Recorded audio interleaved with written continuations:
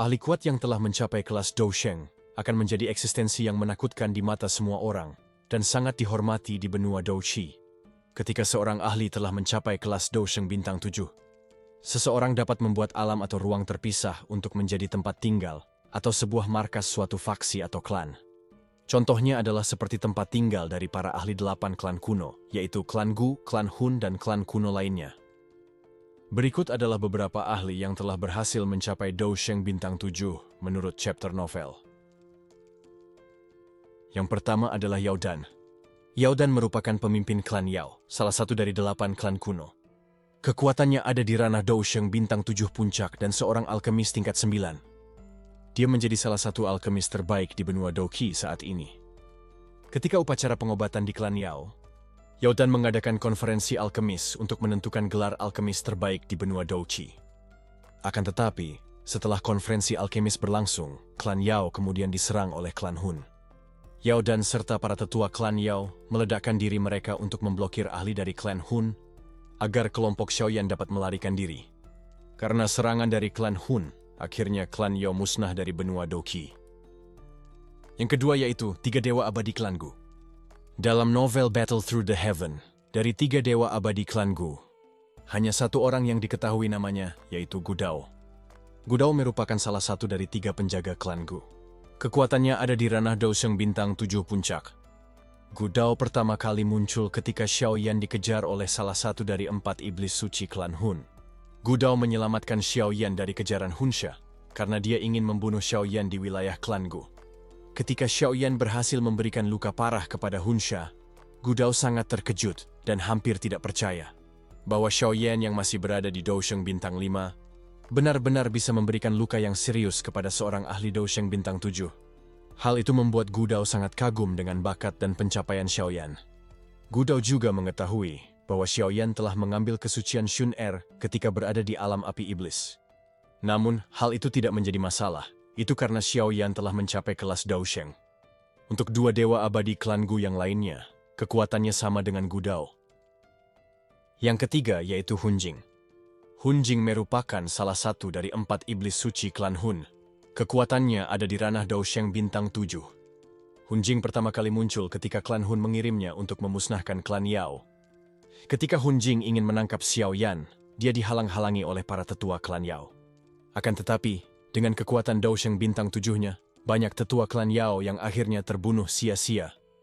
Akhirnya, kepala klan Yao, Yao Dan secara langsung melawan Hun Jing dan meledakkan dirinya, agar kelompok Xiaoyan dapat melarikan diri dari penghalang yang dibuat oleh Nihility Devouring Flame. Hun Jing juga ikut muncul ketika Hun Tiandi datang ke klan Gu untuk mengambil batu giok Dewa Kuno Toushe.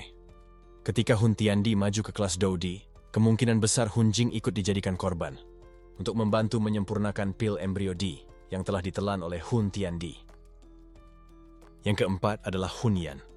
Hun Yan merupakan salah satu dari 4 iblis suci klan Hun. Kekuatannya ada di ranah Dousheng bintang 7 puncak. Hun Yan pertama kali muncul ketika ikut melenyapkan klan Yao.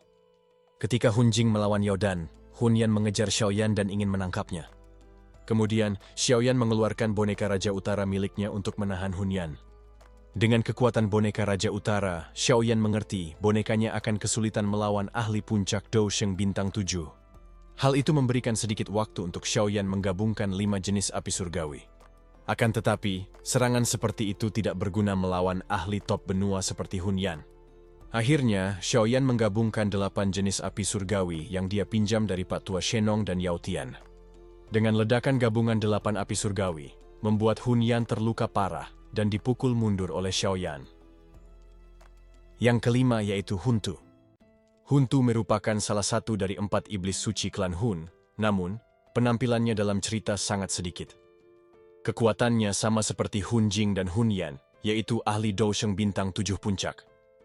Dia pertama kali muncul ketika Hun Tiandi datang ke klan Gu untuk merebut batu giok Dewa Kuno Toushe. Hun Tu saat itu juga dikirim klan Hun untuk berjaga di luar alam Yao, namun dia tidak diperlihatkan. Ketika perang besar melawan aliansi Istana Langit, Hun Tu ikut serta melawan salah satu dari 3 abadi klan Gu. Yang keenam yaitu Hunsha. Hunsha merupakan ahli Dousheng bintang 7 dari klan Hun. Dia menjadi salah satu dari 4 iblis suci klan Hun. Hunsha pertama kali muncul ketika menghadang Xiaoyan melarikan diri dari alam Yao. Dia ditugaskan oleh Nihility Devouring Flame untuk berjaga di luar alam Yao bersama Huntu. Hunsha mengejar kelompok Xiaoyan yang akan melarikan diri ke wilayah alam Gu. Ketika dikejar oleh Hunsha, Xiaoyan mengeluarkan boneka Raja Utara. Hanya dengan sekali pukulan, boneka Raja Utara langsung dikalahkan dengan mudah oleh Hunsha. Kemudian Xiaoyan menelan pil bencana petir tingkat 9 agar bisa bertarung dengan Hunsha. Energi pil tingkat 9 memang sangat menakutkan dan sangat efektif untuk melawan ahli Daosheng bintang 7. Xiaoyan sangat mengerti bahwa kekuatan pil obat ini hanya bersifat sementara. Akhirnya Xiaoyan mengerahkan seluruh kekuatannya untuk menyerang Hunsha. Dengan serangan itu, lengan Hunsha terputus dan terluka parah. Walaupun terluka parah, Hunsha masih dapat membunuh Xiaoyan dengan mudah ketika efek pil obat itu habis. Ketika serangan Hunsha akan mengenai Xiaoyan, Gudao tiba-tiba muncul dan menyelamatkan Xiaoyan. Dengan munculnya Gudao, membuat Hunsha akhirnya mundur dan kembali ke klan Hun. Jika Hunsha nekat bertarung melawan Gudao, dua dewa abadi klan Gu yang lainnya pasti akan muncul. Yang ketujuh yaitu Hun Huzi. Hun Huzi merupakan alkemis tingkat 9 dari klan Hun. Kekuatannya ada di ranah Daosheng bintang 7 tahap menengah. Hun Huzi pertama kali muncul ketika mengikuti konferensi alkemis di klan Yao. Ketika di klan Yao, Hun Huzi menekan kekuatannya sampai ke Daosheng bintang 6. Itu karena agar rencana pemusnahan klan Yao tidak ketahuan oleh Yao Dan. Hun Huzi akhirnya dikalahkan oleh Xiaoyan dalam pembuatan pil obat tingkat 9. Dia menerima kekalahan itu karena tujuan aslinya adalah ikut serta dalam pemusnahan klan Yao. Setelah memusnahkan klan Yao, Hun Huzi mengambil jiwa-jiwa dari semua anggota klan Yao. Yang kedelapan adalah Peri Huoling. Peri Huoling merupakan tetua agung dari klan Yan. Dia memiliki wajah yang cantik dan memiliki pesona luar biasa. Kekuatannya ada di ranah Daosheng bintang 7. Dia menjadi orang terkuat kedua di klan Yan setelah kepala klan Yan Jin. Peri Huoling akan muncul ketika perang besar melawan klan Hun. Dia memiliki kemampuan teknik penggoda jiwa. Keterampilan spiritual ini berasal dari zaman kuno. Kemampuan ini mampu mengendalikan seseorang secara diam-diam tanpa mereka sadari.